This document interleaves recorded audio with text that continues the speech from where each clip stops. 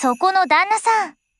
寄っていきなさいな。ふかふかのお布団と美人の女中が揃ってますよ。やじろべえと北八は保土ヶ谷の宿場へとたどり着きました。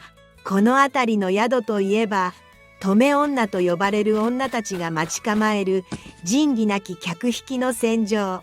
今日も今日とて泊まり客をめぐる熾烈な呼び込み合戦が所狭しと繰り広げられているのでございます。ねえ、そこの旦那、泊まっていきなよ。風呂空いてるよ。よ待っておくんなさいってば。おら先急ぐんでい。おやおや、そんなに慌ててどこ行くんだい？ここらじゃうちが一番いい宿だって決まってるんだから、おとなしく泊まりな。あたしの顔に泥を塗る気かい？せっかく声かけたんだから、さあこっちにおいで。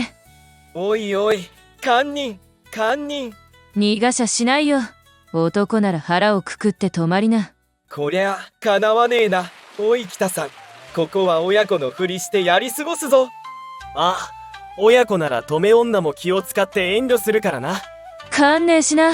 やば、さっさと先を急ぐぜ。北さん。おうよ、ここの止め女に捕まったら逃げられねえからな。次の戸塚で宿を探すかい？お泊まりは良いほどがやと止め女と捕まえては離さざりけり。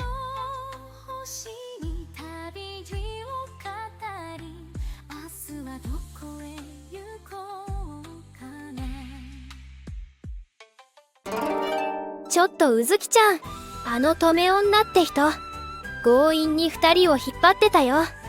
そうね。でも当時は普通の感覚で客引きをしてたのよ。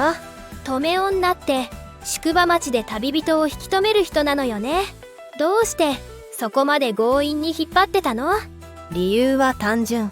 宿場には旅籠が何軒もあって、泊まってもらえなきゃ商売にならなかったのね。それでね、止め女は宿の入り口担当、外で旅人を捕まえる役。そこから登場するのがね、飯盛り女。飯盛り女って具体的には何をしてたの？ご飯を運ぶ、布団を敷く、お茶を入れる。宿によっては夜の相手もしてたみたいね。まとめると止め女は力と声と度胸担当、飯盛り女は笑顔と愛想が担当ってところかしら。役割が真逆なのね。どっちも大変そう。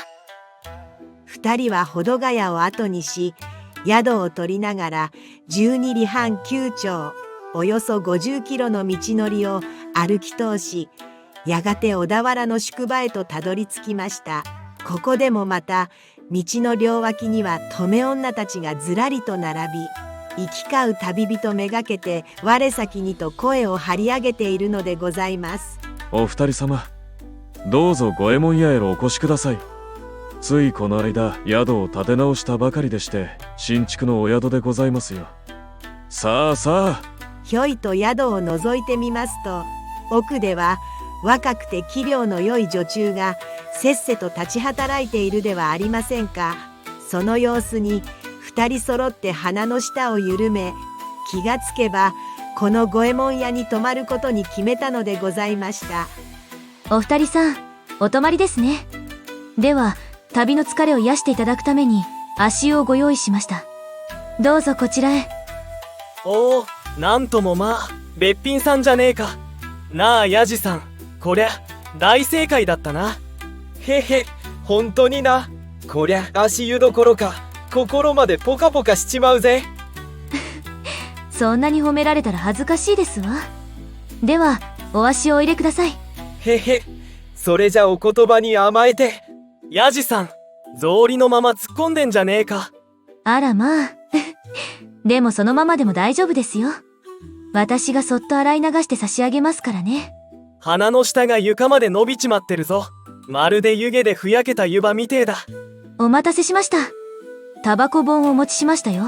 お、ちょいとタバコ本に火を入れといてくんな。おっと、待て待て、そりゃちとおかしいぞ。タバコ本の火入れに火を入れてくんなと言わなきゃタバコ本が焦げちまうぜ。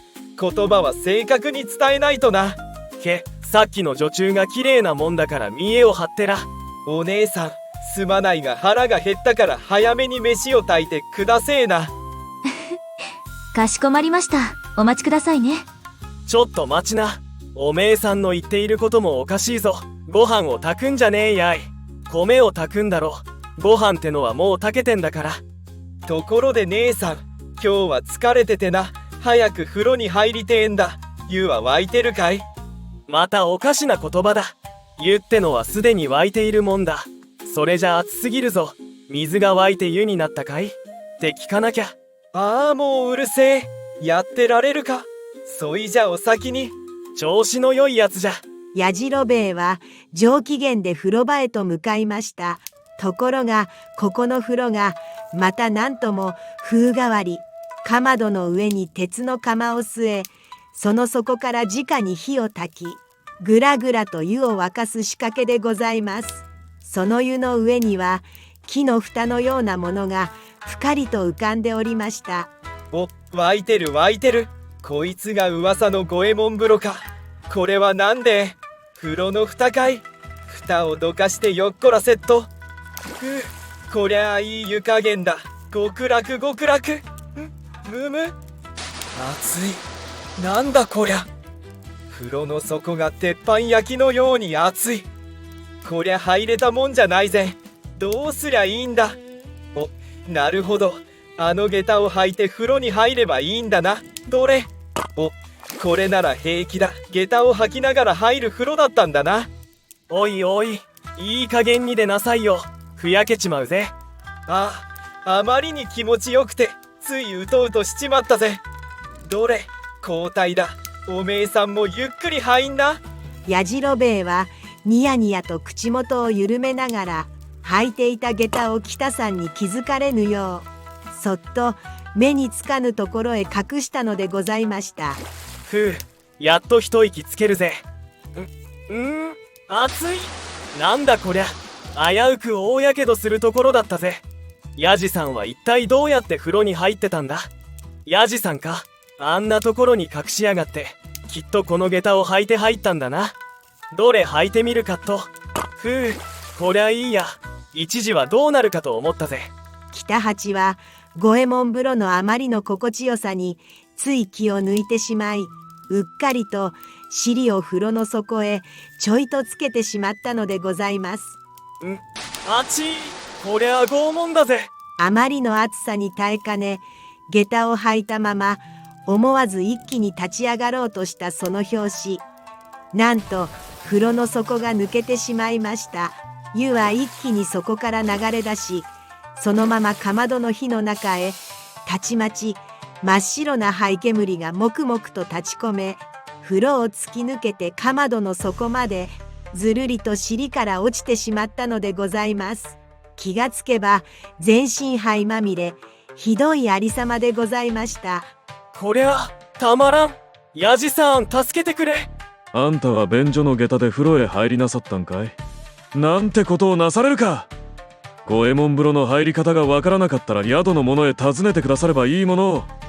風呂釜はどうしてくださる。その一部始終を後ろから見ていたやじろべえ。元はといえば自分が仕掛けた悪巧み、さすがに胸がちくりと痛んだのでしょう。一歩前へ出て宿の主人に頭を下げたのでございました。まあまあ、ご主人、この釜は俺が弁償いたしますのでご勘弁を。面目ねえ。すっぱだかで灰まみれになった北さんはとうとう風呂にも入れぬまま、ただただ小さくなって夜な夜な頭を下げ続けたのでございました。さて、いよいよ明日は難所の箱根八里越え珍道中、ここからが正念場でございます。五右衛門風呂ってなんでお風呂に人の名前がついてるんだろう。名前の由来は安土桃山時代の盗賊石川五右衛門からみたいね。京都の三条河原で大きな鉄釜に入れられて釜茹でで処刑されたって話が有名よ。でも構造そのものは五右衛門よりずっと前からあったのよ。愛称で呼んでたら名前が定着してしまったのかもね。じゃあ名前だけ後から。そう考えられてるわ。鎌倉時代にはもう鉄の釜でお湯を沸かす風呂があったらしいの。そんな昔から。当時お坊さんが中国に渡って鉄の湯船を見て日本に持ち帰ったって説もあるわ。じゃあもともとは中国からの技術なのね。そうね。鉄釜は熱効率がいいし焚き木も少なくて済むが、でも例の底が熱い問題でね。ヤジさん熱そうだったものね。五右衛門風呂ってそこはそのまま鉄なの？その通り。そこが鉄釜で、しかも直火だから本来は浮いてる木の板を踏んで入る仕組み。なるほど、踏み板あっての五右衛門風呂ね。ここが湯本の宿場町か。家の門構えも立派だし湯治客も多くてにぎわっているな。ちょっくら冷やかしに行こうぜ、ヤジさん。お、あそこの土産屋、いい女が売り子をしてるぜ。いらっしゃいまし。引き物細工はいかがですか？どうぞ中へ入ってゆっくりご覧くだされ。姉さんの手に持っている、それは何だい？あら、旦那様ったら目がいいのね。これは寄せ木細工でできたタバコ入れですよ。お、こりゃいい出来じゃねえか。姉さんいくらだい？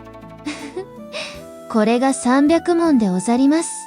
でもこんな素敵な旦那様にはおまけしてもよろしいかしら。ちょいと高いな。100文でどうだい？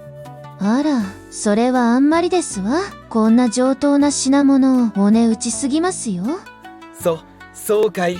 じゃあ仕方ない200文でどうだい？あらやだ。でももうちょっと粘ってくださればおまけしたくなるかもしれませんわ。じゃあ仕方ない。300文。いいえ、もう一声お願いします。男前のお兄さん。わかった。じゃあ400文でどうだ？俺も江戸っ子だ。酔い越しの金は持たねえ。さすが太っ腹な旦那様、毎度あり。おいおい呆れるぜ。値切るどころか400文で買っちまうなんて。せっかくの出会いの旅路だ。気前よく行こうぜ。おめえさんは本当にめでたい野郎だな。